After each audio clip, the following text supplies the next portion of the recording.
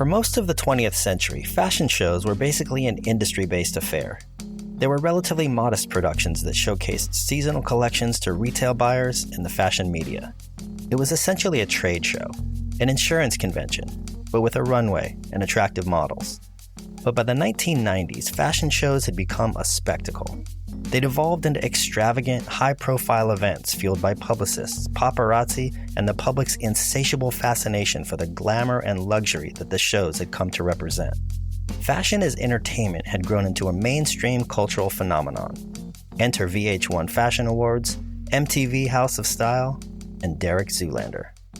Today's guest was front and center for this explosion of public interest in fashion and the birth of the supermodel as a cultural icon. The minimalist, fresh-faced look he created on Kate Moss for Calvin Klein helped to define an entire era. His work has appeared in virtually every major fashion magazine, and he's collaborated with Gucci, Louis Vuitton, Balenciaga, Helmut Lang, Marc Jacobs, and too many more to mention. So how does a soft-spoken former butcher from southwest England end up being one of the most influential and sought-after makeup artists of his generation?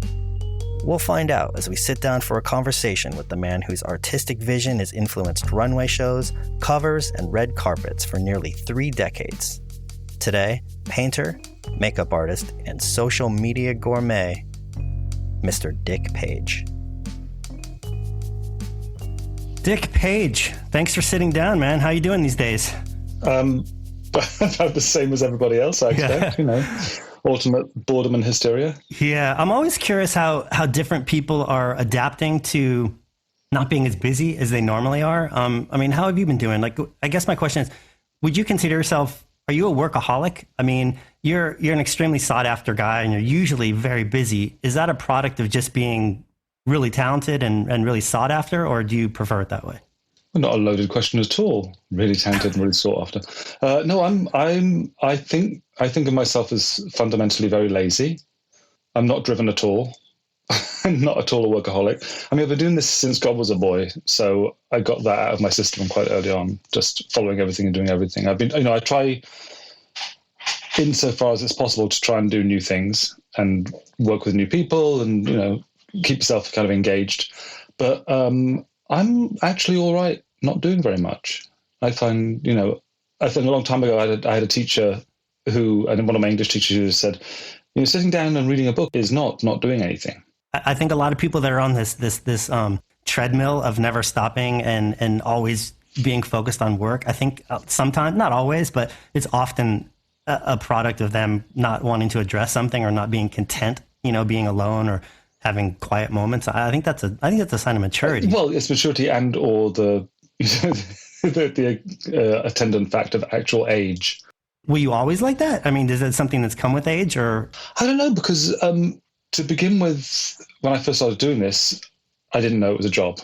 When I first started doing makeup, I didn't really think of it as a job. I thought it looked something I could do that was fun. And then it turned out you get paid for it, which is miraculous. And then when I started to do well and lots of stuff was coming my way, because it was new, I said yes to tons of stuff that came along and no to not that much. And then, of course, you don't click with everybody you meet and everyone you work with. So you gradually grow a little bit of distance and perspective on things to see what's worth pursuing in terms of, are they going to throw money at you, or are you going to have a good time? Are you going to make interesting work? So it finds its own level. But, I started doing this in the like 86, 87. So it's been a long time, and it's found its rather uneven level right now, but it found its level. Well, let's cut to maybe 9 months to a year ago. Did you say no to a lot of stuff? It's been coming. Actually, interesting. I had a contract for 20 years with Shiseido, a Japanese company, and that took up a ton of time, like a huge chunk of time annually. And then when that stopped in early 2017, I found myself saying yes to a lot more stuff because I was just generally more available, and it was just kind of interesting to say, like, well, I've missed this. So I started saying yes to a lot more things and trying stuff out. But, occasionally stuff will come in, and after doing this for so long, you get to, you read the room, something comes in and you think, okay, so clearly whoever they wanted in the first place got hit by a bus or is trapped under. You can sense if you're second or third priority. Okay. If you're seconds, it's like, they're trapped behind a bookcase somewhere, they couldn't get out and they've asked you. And sometimes that's a benefit. That's a blessing. Somebody asks you for something that you might not otherwise have got because this person is like being held at the border or whatever's happened. Or you just think a certain job comes in for whatever magazine with a photographer, and there are so many unknowns in the situation, and you think, are they asking me? Is there a valid reason they're asking me? Do they think I can bring anything to these pictures? Or is it a hired hand situation? Sometimes hired hand is fine because someone's going to, like I said, throw money at you, whatever. And sometimes you think, well, there's anybody could do this job. And there's probably plenty of people who could do this job better than I could. So, save everyone the grief. In general, though, do you view those situations as a blessing in disguise, as a golden opportunity that maybe you wouldn't have had? Or is there an element of ego that creeps in a little bit, just knowing I wasn't the first one. Do I really want to do this? It's a bit of both. Sometimes it does turn out to be, I hate, it's a super overused word, opportunity. It's a bit like opportunity and exposure are the most overused words. It's like, could do it for the exposure. I don't need to build my portfolio. I think people have a reasonably good idea of what I do and don't do or can and can't do. And you can pretty much do anything. If you're doing this job, you should be able to turn your hand to most things short of advanced prosthetics or whatever. But sometimes if there's a last minute call for something, you meet someone you might not otherwise have met. Sometimes it's as random as meeting the person who does the sets, or it's a set builder or someone else who you wouldn't ever otherwise have come across. Or a friend of mine asked me to work with a musician who I would never otherwise have met, who's become a friend. And so I'm always happy about the serendipity, the idea of like little occasional accidents, in the same way as you might meet someone on the bus or you might meet someone in a shop. To allow for that to happen in your work life is kind of amazing, considering how most people's work lives consist of them seeing the same people all the time. So it seems churlish to not take advantage of the idea that you are going to meet new people all the time. So, you mentioned you've been in this game for quite some time, and and there's one phrase every time I type in Dick Page into the internet, there's one phrase kept popping up, and it was the golden age of fashion. And I'm curious what that means to you. What does that mean? I have no idea. That doesn't mean anything. There is no golden age. There is no golden age of fashion. This is a bit like there was a great piece in the New Yorker a while ago, and it was some sort of like little pastiche piece. And the joke of the golden age of anything is when you were young and you got in places for free and you didn't have to buy your own drugs. So it's like people who say, oh my God, I wish I'd been in New York in the 70s. And you think, well, the people who came to New York in the 70s are probably saying, I wish I'd been in New York in the 60s or the 50s for the jazz, or people, So you think if your mentality is that the party finished right before you got there, then you're kind of screwed anyway. So for some people, today's the golden age of fashion for some generation. For someone right now is finding this all incredibly exciting and new, and this collision. And chaos and drama and unrest are some of the things that as we know, fuel creativity. In the 70s, when England was going to hell in a handbasket with its recession and the power strikes and the gas crises, not dissimilar to what America was going through, it gave rise to punk and to civil unrest that creates new music and creates new art and makes people do things on a dime. And I'm very interested in that kind of idea. I'm a little bit too old to be storming the barricades, but I'm interested in what happens when people are disenfranchised to this degree. Like, are we going to get a great wave of art from whatever the fuck it seems is going like, on right now? Correct me if you think this is wrong. Here's my impression. If you look at editorial fashion or fashion in general, mainstream fashion, it seemed like for a long, long time, it was really geared towards insiders to a degree, and the kind of ladies who lunch crowd. I mean, people who could actually go to Bergdorf or wherever and actually buy the collections that they were looking at in these magazines. And then sometime in the 90s, it transformed into this spectacle where mainstream culture was really interested in it, and it spoke to them, and it was marketed towards them. And you have things like the VH1 Fashion Awards. And do you remember the Fashion Cafe in Rockefeller Center. I mean, that's a great example. I mean, that place wasn't a hotbed of industry insiders networking. Like, it was geared towards the same people who were standing across the street with signs at the Today Show, you know? So like, how did that happen? And why then? Like, what factors were at play? Well, it's a little bit like the, oh my God, House of Style, MTV. Remember that? Yeah, I mean, all these things, all these factors kind of came together. I mean, you know, some probably drove culture a little bit more and some probably followed it. But nonetheless, there really was this kind of zeitgeist where fashion was like this cultural phenomenon that mainstream culture was interested in. Like, I'm curious your opinion of why that happened then. I think it's because someone with the smarts realized it could be monetized as an entertainment versus just something that was leading you to shop. So that's a good question. It's a good, interesting way to see how that kind of how fashion became a spectator sport. Because I remember a long time ago, people saying, people asking, how do you get into fashion shows? And my sister's friends like, how do you go to see a fashion show? Do you get tickets? And I said, well, no, it's a job. This is just a bunch of people going to work to watch other people at work working because it's a job. So I hadn't thought about it as that kind of entertainment. But then, Douglas Keeve made the documentary Unzipped about Isaac Mizrahi, who was his then boyfriend. And then before that, there had been a little bit about Saint Laurent. There had been kind of documentaries like kind of behind the scenes, insidery ideas of this. But up until that point, I think you're right. It hadn't become the Disney World. It hadn't been Times Squared. It hadn't done that stuff. So I don't know. Well, I guess it was probably a byproduct of MTV and music video and all that kind of stuff, that these worlds sort of bled together, because pop stars going out with basketball players, models going out with the other basketball players or the football player, those kind of the cross-pollination of those kind of ideas. And of course, there's a huge amount of snobbery involved, like you said about the fashion cafe. Like, no one would be caught dead in a fashion cafe. Yeah. And do you remember the coffee shop on Union Square? Of course, yeah. Like when I first came to New York in the late 80s, early 90s, people said like, oh, coffee shop is a bit like South Beach in Miami. Like, models would be sort of hanging out there with their portfolios. Well, what is this? It's supposed to be like coffee shop discoveries? Yeah. I don't think it ever worked like that. I mean, very strange. It's strange. And it also carries over. So, I mean, if you look at photographers from the 90s, there's a very small list of bold-faced names that mainstream culture would recognize. Yeah.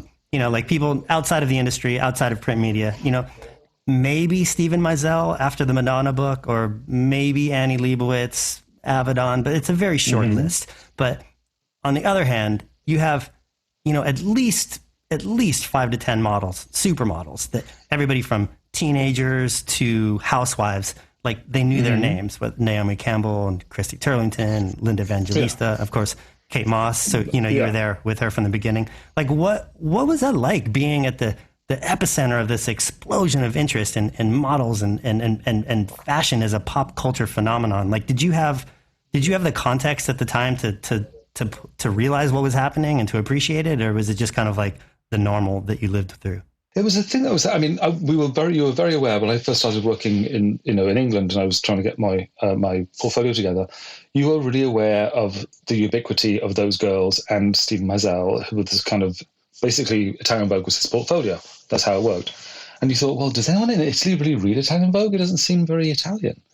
Of course, it wasn't Italian, and there were some Italian photographers in there, and there were bits and pieces of stuff going on in different editors. But primarily, it was Steven Meisel's portfolio, along with a bit of Paolo Roversi and Santa Dorazio occasionally, and Ellen von Unwerth, whatever. But that was just the industry kind of consuming itself, like eating itself up and shitting itself out, and just deciding that these were the appointed goddesses of the period, and they were going to be those girls who were then on the Versace runway. It's all, of course, I'm sure super incestuous. But the same people who were running Italian Vogue are also running all those designer accounts and are hand in glove and besties with the Versaces and whoever else is, primarily in Italian fashion. So coming from England, you're a bit like, oh my God, that these models, these giantesses that are not real people. Apart from Naomi, we had a bit of inside scoop on Naomi because she's English. But that kind of, it was an abstract reality. But I think the reason they became the household names was because people were a little bit bored of film stars, because film stars had stopped being glamorous. At a certain point, you didn't feel like film stars were glamorous. You knew too much about them. You knew that this one took out her own trash and this one wore sweatpants at the weekend. But models still had this kind of a certain amount of glamorizing distance. You didn't know everything about them. And was that an element of, not only did you not know anything about them, but they morphed all the time, almost by definition, as there were these, on one hand, public figures, but also on another hand, like these blank slates that could be kind of molded for all these incredibly creative people every time they got in front of the lens? It was, the commodities. They were objects, objectified, and commodities in the same way as everything else that comes along. They might as well have been bags or might as well have been purses or shoes because of the way they were used and the way they were represented. So, I don't know, the interesting thing is they didn't really change. Because the joke about Linda Evangelista, people will say about, oh, Linda the chameleon. Not really. You could tell it's Linda from space. She could be over here with this photographer, over here with this photographer. It's always Linda. It's always essentially Linda. It's a little bit like certain actors and actresses back in the day. They were always, Jimmy Stewart was always himself. He was a bit more worried in this one. He was a little bit tougher in this one. Yeah. He was always Jimmy Stewart. So that didn't really change. So but maybe that's also a big part of the model fashion as entertainment, because who knows who's buying those clothes? People are buying the fragrance, they're buying the lipsticks, they're maybe buying the accessories. So that's model fashion as entertainment, that kind of world. And it is accessibility, because there's not that much investment in flipping through a fashion magazine versus going to the theatre or paying a lot of attention to a couple of hours in the movie theatre. Maybe it's just, short attention span theatre. That's interesting, though, because I want to get your take on this, because I almost thought of it as exactly the opposite. Because you look at the explosion of interest in fashion in the 90s. I mean, you look at fashion, it's fashion photography. It's right there in the name. And ultimately, you're selling fashion, you're selling clothes. But the amount of people that were interested in it versus the amount of people that actually had the resources to purchase those designer clothes. I mean, there's an element of aspirational culture involved in it. But for the most part, it was really just beautiful pictures of really beautiful people. Yeah. And it seemed almost like at some point, the media had this epiphany that they're like, oh, well, if it's really just about that, then why don't we use celebrities? Because in a sense, I feel like they're more accessible and they're more marketable, because everybody can afford to go to a movie, or everybody watches must-see TV or whatever. And it seemed like almost overnight, it ushered in this sea change of celebrities taking over magazine covers. Like, how did that happen? That was how can you monetize something? I mean, so the models had they held sway up until the early 90s, late 80s and the 90s. And then obviously someone thought, well, look, Us Weekly is flying off the shelves, and People magazine, and people do want to know about these people. So why don't we use them? And it didn't hurt that, of course, by definition, a lot of the people you want to go to the movies to see, that if you're dreaming about someone, if it's going to be, I guess in the 70s, it's your Lauren Hutton, and your 80s, your Julia Roberts, whoever else it is, it makes sense that you would put those people in a magazine, because, I don't know, I suppose nothing's changed. Because it seems like the accessibility, I mean, the way I saw it, the inaccessibility is the ability to buy the clothes that the models are wearing, not just the magazine. Whereas if you have a celebrity on a cover, like you can go see that movie, you can be much more of a part of that experience, as opposed to just, oh, that's a beautiful picture of model X that's right now. So you think it was just the opposite? Well, no, I mean, I actually think, the cognitive dissonance moment is that those two things still went hand in hand, because the magazine pages, you would do your lead, the magazine would get a bit of change from the studio, whoever's film they were promoting. You had that lead story from the cover. Inside had a beautiful picture of, Patrick de Marchelier with Julia Roberts and Francois Naz and whoever, or, Kevin Aucoin, or whoever it was. And then you had a chunk of the book was models in clothes, usual, business as usual. So your model was kind of your lure. That was like baiting the trap to get people in there. And then your performer, rather, your actor, actress. And then you got business as usual inside. And I suppose that coincided with a little bit of the film stars were going they're going straight from their premiere into the fashion shows. So your the front row was a really relatively recent invention. Front row was always editors. It was always editors, the primary ones, the important ones from the Vogues and stuff. And then suddenly you had this one from the film and this one from so-and-so and this film producer and this, blah, blah, blah, director, whatever. Became a publicity platform rather than an industry show. Yeah. And it became a race to see who got the most influential or important front row. And then, of course, this coincides with the backstage reporting and fashion show reporting, because when I first started doing fashion shows, there wasn't really any such thing as a backstage. There were 2 or 3 photographers who came backstage, and they were just doing stuff that would then show up in the little thumbnails in the big magazines. And then, Linda Wells started Allure magazine that gave beauty kind of a big push, making people realize that was as important as the clothes. And again, accessibility. You can afford the lipstick that the model is wearing. You've got no prayer of affording the clothes, but you can probably buy that lipstick. Yeah. So all these things kind of like mash up together, and they it's of course pretty much pre-cell phone, pre-internet, but it was the beginning of all that, the beginning of too much information. And while you were at the middle of this, while you were witnessing this transformation, did you find it interesting? Did you find it silly? Did it make what you were doing seem more important? Like, what was your take on it? No, it's aggravating. It's extremely aggravating to have people who don't do the same job as you or are involved in any way come backstage and bother you. It's a real pain in the ass. I'm quite happy. I mean, more recently, over the last 10 years, I used to do the Celine shows with Phoebe in Paris when Phoebe Farlow was still designing Celine, and she didn't have any backstage. She didn't want any photographers or reporters on backstage. It was bliss. It was great. You had the girls who didn't have to talk to every reporter, didn't have to talk about why they loved the designer. They just sat there, they got their makeup and hair done, and they did the show. And that was what we were there. I keep saying, we're here to do a job.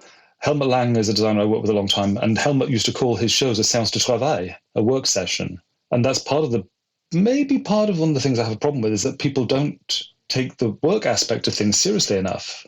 And it's very hard to get it's hard enough to get a show done anyway, given the time constraints and whatever else has to happen. But if you've got the world and his wife backstage as well, making videos and reporting and talking to everybody, I just found it extremely aggravating. And what about, not the attention while it's happening backstage? Like, I could see how that'd be incredibly frustrating trying to get your work done. But the attention after the fact, or just by the public as a whole, like having that much more attention and eyes on what you do and on the industry as a whole. What was your impression on that? Did you appreciate that, or did you just find it silly and you didn't quite understand it? Never necessarily silly, because obviously it's important to somebody in some capacity. It's important either in terms of how people can help monetize the situation for the designer, or make sense of that, or sell their magazines. But in terms of what I do, a bit of exposure is good, of course, and you want to. It's nice to be interviewed, to be asked your opinion on why you're doing this thing for this designer. There's a reason, there's a story why someone has decided the girl should look a certain way. So never silly, but not always useful or ultimately kind of engaging, because it fed into the disposability of things, the short attention span I've mentioned before, but also a little bit like the whole pulling back the curtain in The Wizard of Oz, like revealing too much information, the behind the scenes thing. It's a bit, or seeing when they see the making of things of the superhero film on TV. I don't want to see this person with wires.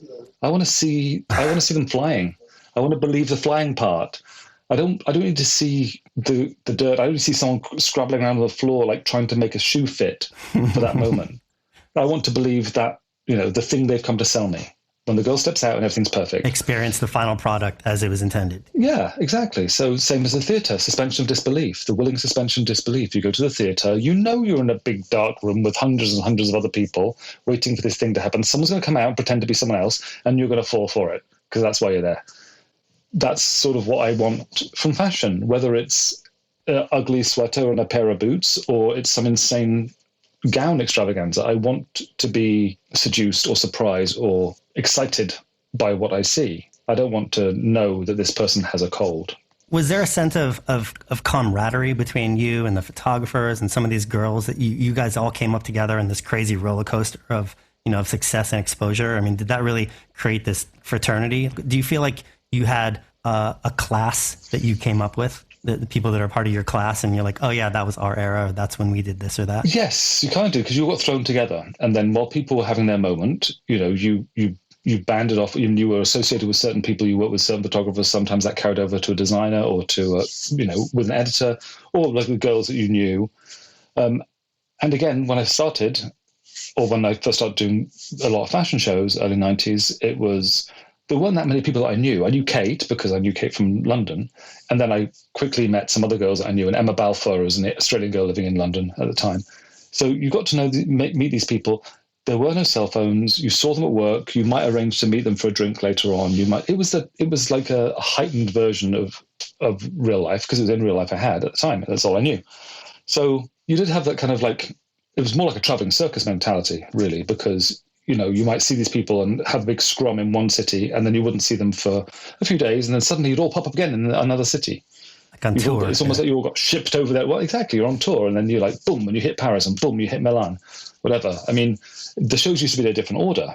Paris used to be first. Helmut changed that, and made New York first.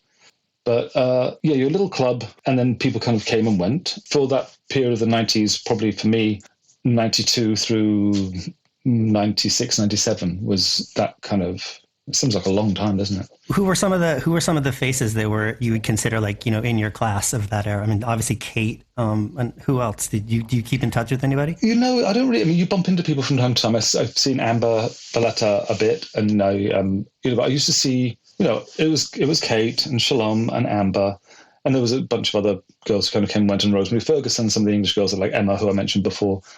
And then Guido I was working with for hair, and I started working with Orlando Peter around the same time. And so and then this manicurist or this photographer or that. So some people you were tight with and close to and saw all the same time, but all the time. But at the same time, my social circle wasn't really that. I didn't go to all the parties, the fancy parties. I got to go to a certain number of things, but that wasn't what the life was like. By design, personality, or it just wasn't really part of the job at that point? It was part of the job, but it was more part of the job. Like, people didn't really give a shit if they saw me at a party, but they would really, really want to see that girl. But did you give a shit about being there? I mean, did you want to be there, or is that not something you're interested in? I kind of did, because, if you're young-ish and excitable, it's nice to have free things. It's nice to have a free drink and a night out. Yeah, of course. But, I also... Having come to New York, I'd had an amazing time in London with the clubs and the parties and the stuff. And then from my hometown in Bristol in the west of England, that was probably the main part of my clubbing and going to see bands and that kind of stuff. So I wasn't as interested in the nightlife when I got to New York. Also, I found it kind of weirdly segregated and kind of strange. After coming from, basically England, this little rock, things were kind of piled in together and everyone was at the same places. And when I came to New York, a couple of places I used to like to go to, I was sort of surprised to find that this place was really, really all white, or this place was primarily black, and there's a couple of white people in there and stuff. It seemed strange to me that things were so separate. The crowds were very, very different. Maybe some of the gay clubs are a bit more mixed, but, Yeah, I would have thought that it would have been much more segregated by being beautiful or in the mix or not, as opposed to skin color, You don't want to go to that party. No, I think that's like, I mean, that would be hard to sustain. It would be hard to sustain a party that was just about the fashion people, because no one can really keep their shit together for that long. Yeah. So I was a photo assistant for, 5+ years. Poor thing. I got to work with some really, really interesting people. I never got to work with Kate Moss. Okay. However, I have one great Kate Moss story, and if I go first, will you match it? I'm sure you must have loads of good ones. We get ourselves sued. It doesn't have to be salacious. I think this is so fun. So for a number of years, I was personal photographer to Sean Combs, P. Diddy, Puff Daddy. Okay. So I traveled with him extensively, a lot of times overseas, just kind of documenting the circus that is his life. And we were in London, and it was a title fight for Prince Nassim. And so Puff introduced the fight. Prince Nassim won the fight. We're backstage in his dressing room. And not only is he a professional athlete, but he's Muslim. And so Kate Moss comes walking in, and she's smoking a cigarette. And so somebody from his camp walks over and, politely asks her to put her cigarette out. And she pauses and says, "Why? Is someone trying to breathe in here?" And then flicks the cigarette on the carpet and stomps it out with her stiletto heel. It was just so fucking on brand, and I just was like, it just made me smile. Even at the time, I was like, I'm so grateful to have gotten to experience that whole encounter. Do you have any standout moments from Kate? See, mine don't really count, because I met Kate when she was 15, and so the fully formed, like, the bratishness of Kate was already in place, and she was a kind of a very smart, bright little punk. No, all my Kate stuff is, I mean, apart from the things that I said that, like, I might get sued for, there's not that many of those either. They're just like really quite naff things, like just doing these random little like weirdnesses. I think it's more interesting to think of the weirdnesses. Like Kate still lived in Croydon and was spending her weekends in London with friends, or whatever. And I lived in Brixton, southwest London. So we'd take the same bus home together. So the random weirdness of that, like if I think, when did Kate last take a bus? She hasn't taken a bus in donkey's years, I can't remember. Or we were doing a job with Corin Day. It was Melanie Ward, Corin Day, who was one of the very early photographers of Kate, and me, and we were doing something for Levi's that I think Simon Foxton coordinated, a stylist in London. And we were near, I think it was maybe one of the Levi's things, or might be something for the face. And we were near Marble Arch, and there's a McDonald's at the corner. And they had a promotion where you get like a little voucher, like a scratch-off thing, and you could win something. So we were all taking turns to go in and just buy fries and get a little scratch-off thing, and you get some free something else. And so it was like a little rotation of who was going into the McDonald's because there was no budget, there was no lunch. And so that's my glamorous Kate Moss story: scratch-off cards to get free chips in McDonald's. How's that for a match? It's not quite the same personality. That's so interesting because it's so antithetical to what you think of her. And I meant that story that I told, I meant that in a very endearing way. I mean, I just have always adored her. I mean, do you have an emblematic story that just kind of speaks to the glamour and snark that people assume that Kate Moss embodies? Probably not. I mean, but my favorite is she's sharp and very funny and a bit evil sometimes when she wants to be. And I remember Guido teasing her about something in New York sometime. And because, we've known each other since whenever, and he back and forth. And she finally shut him up and she said, "Oh, shut up, Guido. I knew you and you were fat and straight." Which was like, I was like at the end, just shut him right down. That's funny. But mostly it's just the mouth that you associate with a certain kind of English girl. Yeah. Just snappy, mouthy, scrappy little Kate. Same my little evil sister. So, we talked a little bit about, the transition of how the influx of celebrities took over a lot of the magazine covers, and that was kind of the first wave. And then there's almost seems like there's this second transformation in the industry in the last couple of years where, with the decline of print media and the rise of social media and social media influencers. Mm-hmm. I'm curious how that's affected you or affected the industry. Because, if you look at your Instagram, there's a lot of beautiful pictures on there, but there's also a lot of personal pictures and a lot of food pictures, which I think are great. I think that's really what social media was originally intended to be. And then it became this kind of personal branding channel for everybody. Mm-hmm. But I'm wondering, do you feel like you have the luxury of operating like that because you were kind of grandfathered in as this extremely successful makeup artist? Would you be operating differently or be forced to operate differently if you were just starting out now? Probably so. It's the social media. My husband James nagged me to get onto Instagram whenever it happened. Of course, he created a monster. But I thought it was mostly useful because rather than trying to say to someone like a friend or family member, "I'll send you a picture," you can put the picture up on the thing. You put the picture up on the thing. Oh, so this is interesting. I like this. But what I thought was interesting when I started looking at Instagram myself, personally, entirely outside of the work, was I've just seen something of a book or a film or a place in the world or something about food or restaurant or recipe recommendation. The idea of finding little bits and pieces out about something like this textile designer or this writer, this bookbinder, that was sort of amazing to me. A bit like Google without the sweat. And things being kind of handed to you, which I thought was sort of interesting. You'd follow a certain person who would lead you to this person, who would lead you to this person. I've met people who I probably never otherwise would have stumbled across because of Instagram. And I never felt really like I needed to sell myself because I'm doing what I'm doing anyway. I think it's nice to share pictures of work, of things that I hadn't otherwise seen or people might not otherwise see. The magazine fanatics, the people who've kept every copy of ID since, 1989 or whatever. Or The Face, or the people who live in, half a studio apartment and half it's taken, more than half it's taken up with magazines. Most people don't have an archive. I don't have an archive. I don't keep magazines. Who gives a shit? So it's nice to see something like someone will say, "Oh, didn't you do this?" So you see the work. Whereas people coming up now, whether they are actively working as makeup artists or they're people who are creating themselves to sell, I find that focus very narrow and deeply, deeply boring. Yeah, the point I'm getting at is if you look at your Instagram, I feel like it gives a good insight into who you actually are and what your interests are and what you're inspired by. But it's not just a commercial for recent work that you've done. And I think in a lot of cases, not only is that what most people put up, or a lot of people, but it's almost what you have to put up if you want to kind of cut through the white noise and try and make a name for yourself as a new makeup artist or as a new photographer. I mean, do you think that you would operate very different if you were just coming up now? I don't know if I could. I mean, I don't know how. I don't have that good of an imagination because I can't really imagine starting now. I don't know, obviously, if the stars would have lined up in the same way if I was starting now, because I don't have a very pushy personality. I fell in with a group of people who are interested in working and making pictures. Some of those stories and things we started doing, obviously we did them on no budget.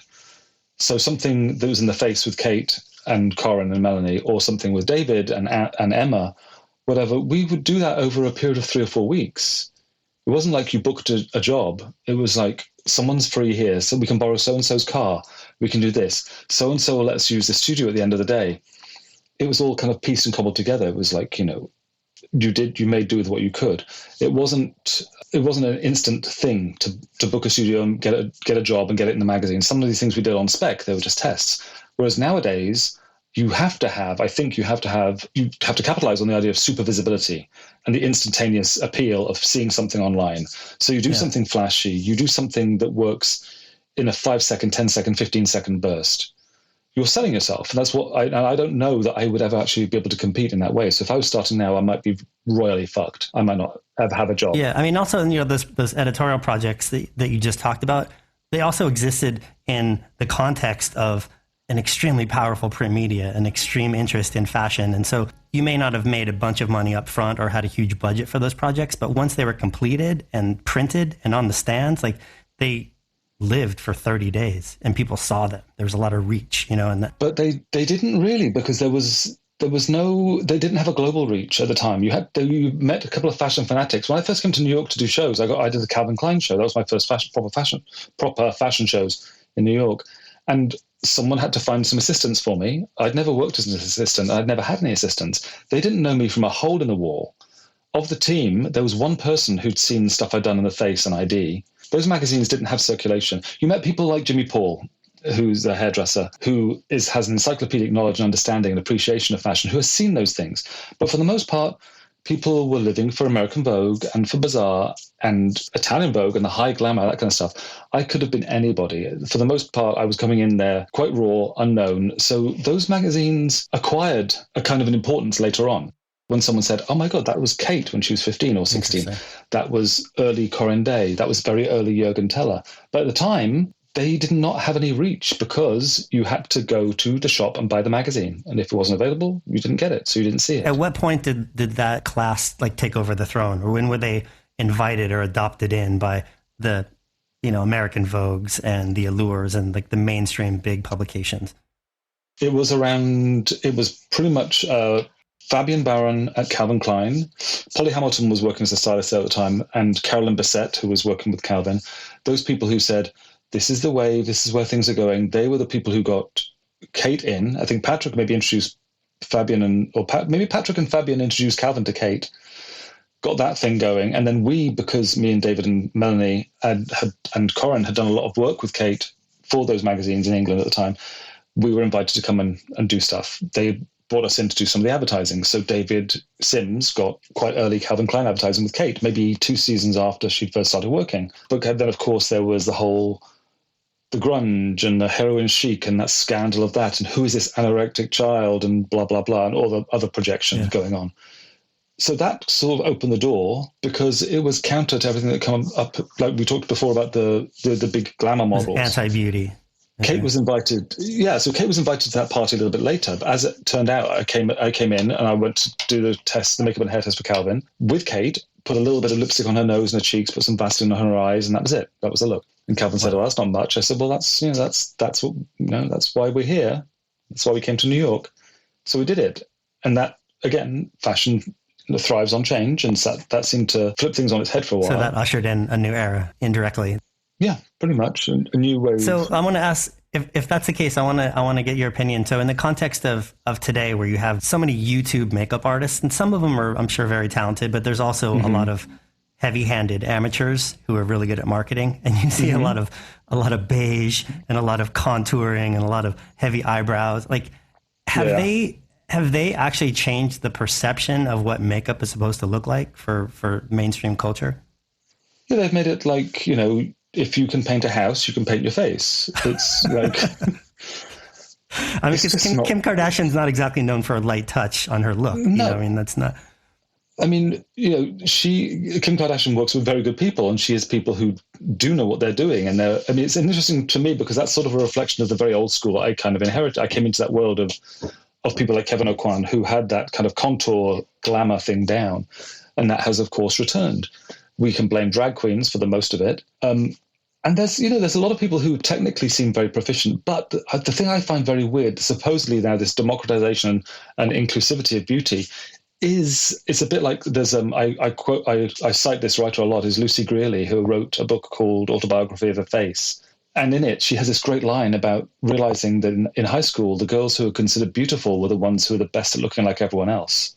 So what's happening now, to my mind, I mean, you see a few people who are talented and abstract or working on their own arena, but you see a lot of people who are just the best at looking like everyone else. So the same style of eyebrow, that donkey eyelash goes on, the cut crease painted thing and the stuff, and then this happens, and then God help us, years of highlighter, save us from the highlighter, all that stuff. And sadly, it's all happening in a little box. It's all happening in a little box on your hand or the computer, but it's on your phone, whatever. And it's just this world of people's heads, this disembodied idea of beauty that has no context.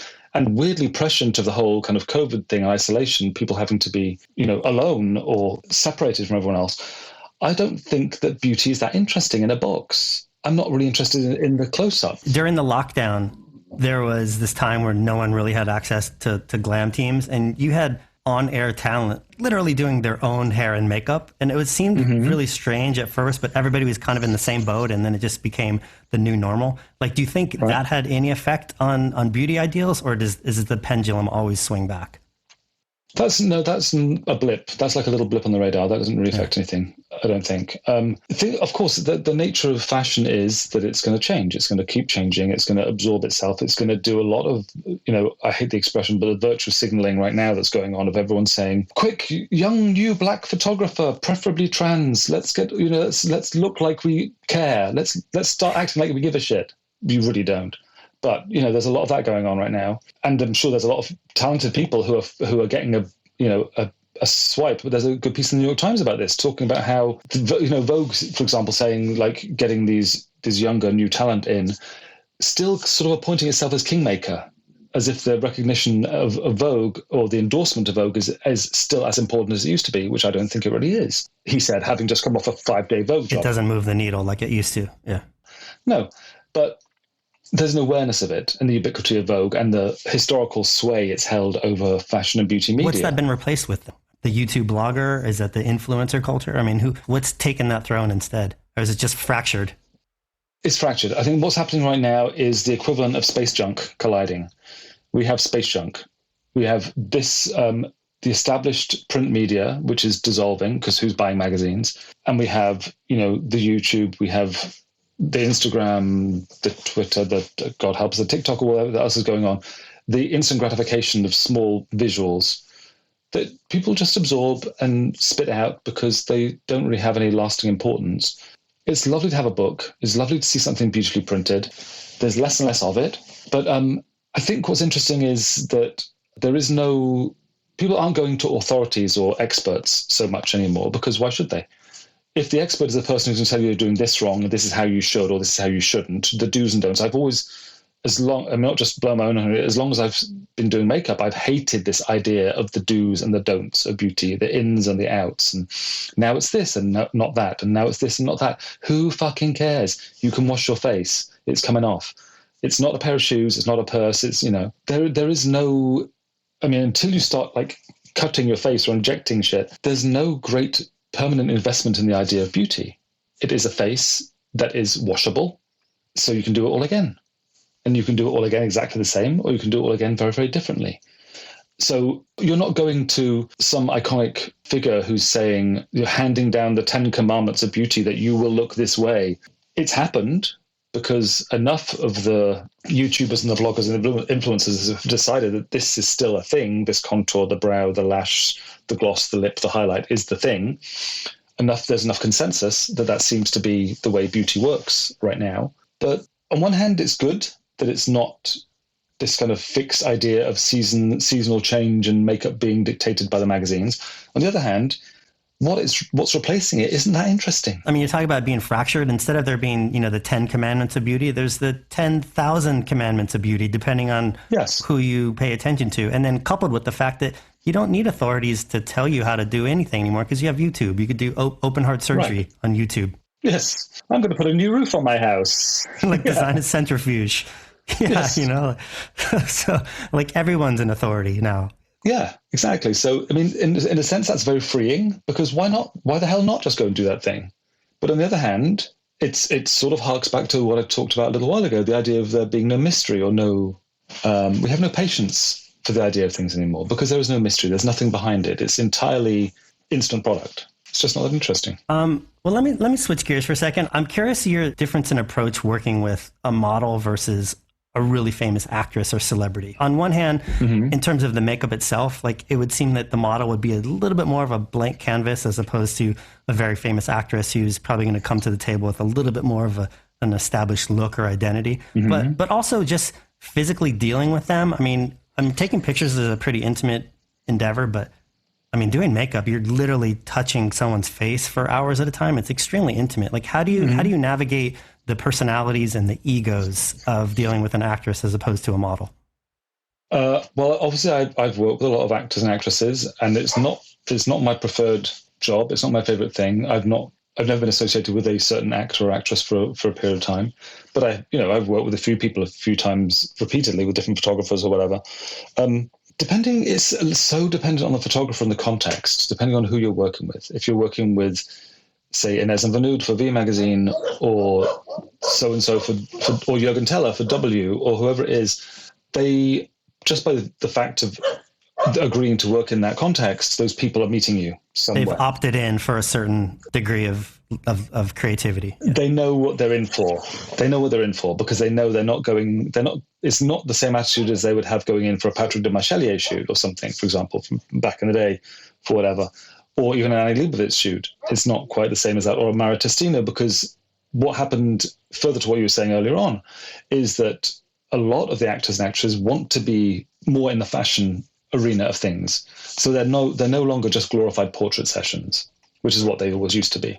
So even though that's not my stock in trade and it's not the main thing I like to do, I've done it, and I've worked with some people and done some great pictures. I've done some things I've been thrilled with, but that's not where I'd rather be in the first place. But that said, even the model is never really a blank canvas because there's always, of course, sort of the same as with a celebrity actor or actress. There's an editor who has a voice. There's maybe an art director, someone from the magazine publication who has a voice. The photographer has a way of looking and seeing things. So it's always going to be, I would never, of course, just show up and say, this person is going to look like this. Yeah. Today I present Kate Moss as Julie Andrews, or Scarlett Johansson in the role she was born to play, and we've turned her into so-and-so for the whatever magazine. So the physical fact of it for me, as a naturally shy person, is to get over that a little bit and deal with people. And it is a bit harder with an actor or actress because, of course, they have a different kind of importance in the world. And the reason for you being there is largely them. So, you temper yourself a little bit with how you approach it. But has that changed in your career as your stature is grown as a makeup artist and your place in the industry has grown? The way it's changed is probably I'm doing less and less of that.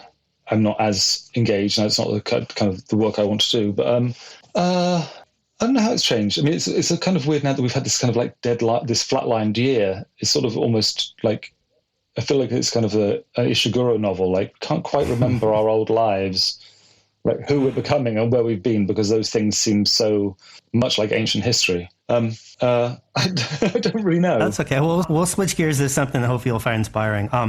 I know you're really into food. I've looked at your Instagram, and you look like an amazing cook.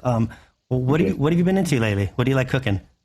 One thing of this year, the way the year has gone, I'm not traveling. I haven't been anywhere since the end of February. So I have been very, very close to the idea of what's actually seasonal where we are. There's a farm up the road from me. We're on Long Island right now in the house we have in Long Island, like the middle of Long Island. There's an organic farm up the road. And to really be aware on a weekly basis, week by week basis, what's changing in terms of the crop coming in, this and that and the other. So I've been responding a lot. What's actually in season? Yeah, well, actually, truly in season, because I'm not that big on the import of various, of whatever stuff, but obviously if I'm cooking a certain specific cuisine that wants a kind of ingredient, I'll hunt it down. I get a lot of herbs and spices and stuff from Callustian's on Lexington Avenue, and as I haven't been shopping there, I've been getting stuff mail order. But I go for what's happening seasonally. Maybe I read something by someone. There's a few different cooks and people who, again, Instagram, I follow people I might not otherwise have known about. And it kind of comes in waves. I do get a bit of a bee in my bonnet about something. If I get an idea of a certain kind of food, which used to come directly from traveling, I would come back, say, from Morocco, for example, and then I would just like blitz out and lose my mind. Tagines. Yeah, get all about the tagine and Moroccan food for a while until James finally says, okay, enough, that's good. We're good for that for a minute. We can leave that off. Have you ever used the Instapot? What are your thoughts on that? I love the Instant Pot. Yeah, I use it like crazy. I've got one to see. Yeah, it's incredible. I got one as a gift, and I love it. It's like a slow cooker without the slow. Like it's like 7-minute abs, and then they made 6-minute abs. It's great. Yeah. Well, because it behaves more like, I remember growing up with a pressure cooker, and this is us in the kitchen, like freaking out, like we're going to walk through the kitchen. My mum's got the pressure cooker on, it's making those ominous rattling sounds, and it's kind of like heaving and shaking. So it's like that. So it's like no fear, the no fear pressure cook. It's brilliant. I love it. Particularly we just said about Moroccan food, but like some of the pulses and the stuff. Bessara is a Moroccan dish that you can use that have as a dip or a soup, and that's made with a dried split fava bean, which takes forever, or it takes no time in the Instant Pot. So things like that are brilliant. So. Well, cool. I like to end this podcast with asking people to, we talked about some of the things you're into, and we talked about the history of fashion and your career. I love to give people an opportunity to put some attention on something that's been inspiring them lately, whether it's a book or a movie or an artist, something that really hasn't been getting the attention or shine that maybe it should have. Do you have anything you want to shout out that has really been inspiring you lately? It might be a musical thing. I've been working on a big painting series. I've been painting pretty solidly, these paint panels and stuff. I'm doing a collaboration with an artist friend of mine for a top secret project, which is supposed to happen on a surface around this time next year. So I've been doing a little bit of solid painting. So when I'm painting, I get like sort of like the hypnotic music rhythm thing. And my friend Joan turned me on to an artist called Cas McCombs. I don't know if you know him. Yep. And I've been listening to Cas McCombs a lot, like really, really repeating. And he did a couple of songs on an album with the late actress Karen Black, which are just like mind-blowing. And so that's kind of a mood, like a sort of, I wouldn't say it's a stabilizer, sort of enhancer, stabilizer, but there's something hypnotic and rhythmic about painting to music and working in a certain way. So that Cas McCombs album I've just worn out. I don't have my record player right now, but if I did, I'd have the vinyl on because I bought the vinyl record. I have the cover downstairs. Amazing. So Cas McCombs, who is brand new to me as of a few months ago, definitely set a mood. That music. Yeah, well, of course, that's pretty fundamental, the music thing. And the other thing that's been going on, because we're living in this horrible period right now, a while ago, I picked up also from. I guess it was Margherita Missoni from the Missoni family in Italy. She posted something on her Instagram about an offshoot of the World Food Programme. And the World Food Programme just won part of the Nobel Peace Prize. And they have a thing called Share the Meal. And that's like my little charity thing that I'm not embarrassed to talk about, because the charity thing, I think for the most part, don't go waving a flag about it if you're money here or there or there. But a little bit of money. The Share the Meal is a brilliant thing where it costs like 50 cents a day or something. And, you do a monthly donation and they'll keep you updated on which part of the world it's like famine relief and disaster relief and stuff. So in Haiti or in Sudan, Afghanistan, all these things, so this family, you didn't do very much. You're not having Starbucks 4 times a week. You can put a bit in the pot and someone gets a bag of rice and some lentils. Feel like you're doing some good because you're stuck indoors. You can help out a little bit. And it's easily Instagrammable. Share the Meal. You can find it on Instagram, and you give a couple of bucks a week. And that's your, you sleep better. All right, well, check that out. So it's Share the Meal on Instagram. Share the Meal on Instagram. And Dick Page Face on Instagram. Is that correct? Dick Page Face on Instagram. Yeah, what's left of me. It is mostly paint right now. Right now, it's mostly painting and dogs with the occasional meal. That gives great insight into who you are. And, thanks for taking the time to sit down. This is super interesting, getting to get inside your head for a minute. And I wish you all the best, man. Hopefully our paths can cross soon in person when things get a little bit more normal. Thank you. But, thank you very much. Thanks for sitting down, man. Talk to you soon. All right, Justin. I'll see you. Cheers. This episode of The Plug was produced by Bucci with audio engineering and original music by Peter Buckingham. Thanks for listening, and a huge thanks to today's guests for dropping in. If you like this episode, hit subscribe and be sure to tune in for future conversations.